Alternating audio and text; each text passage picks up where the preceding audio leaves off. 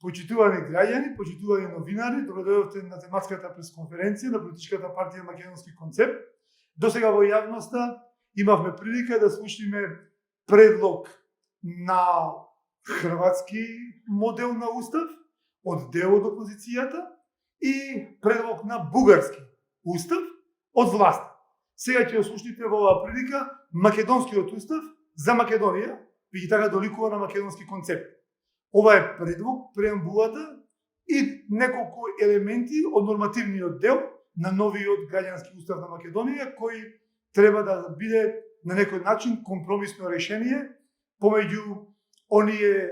кои беа до сега понудени и треба да представува решение кое ќе внеси нашата татковина во Европската Унија. Започнувам со читање на преамбулата. Ние, македонските граѓани, како луѓе обдарени со природни и неотуѓиви права, по самото свое раѓање, тргнувајќи од заедничките вредности и наследство, се договоривме да ја конституираме нашата татковина Република Македонија како самостојна, суверена, независна, демократска и граѓанска држава република, дом на сите нејзини граѓани, преземајќи одговорноста за сегашноста и иднината на новите генерации, свесни и благодарни на нашите предци за жртвите и посветеноста во нивните заложби и борба за создавање на заедничка држава на сите нејзини граѓани, без разлика на етничката, религиозната, половата или било каква друга припадност и стремежот за зачувување на историското, културно, духовно и државно наследство на македонскиот народ и неговата вековна борба за национална и социјална слобода и државност,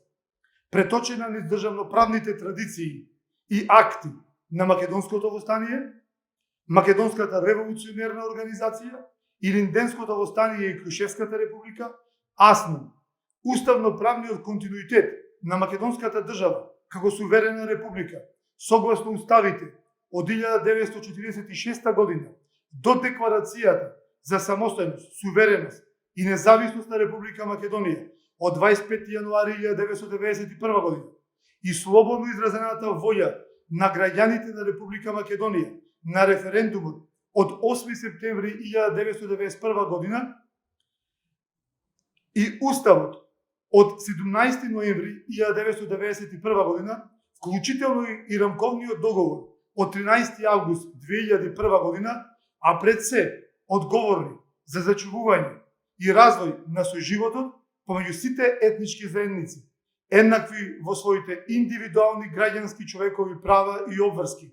кон заедничкото добро, со намера да се воспостави и зацврсти владење на правото, да се обезбеди мир, социјална правда, економска благосостојба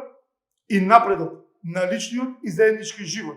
преку своите представници во собранието на Република Македонија, избрани на слободни и демократски избори, го донесуваат овој устав на Република Македонија. Со тоа завршува преамбулата во нормативниот дел. Согласно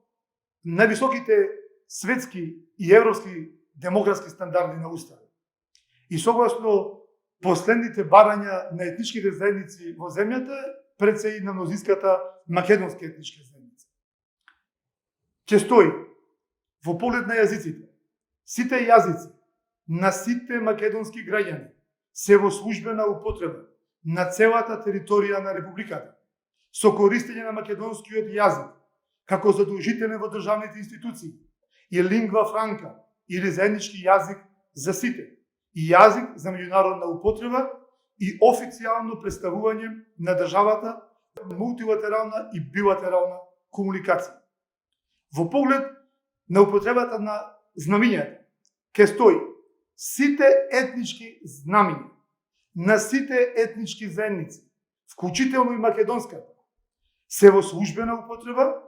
во задолжително присуство на националното државно знаме на целата територија на републиката.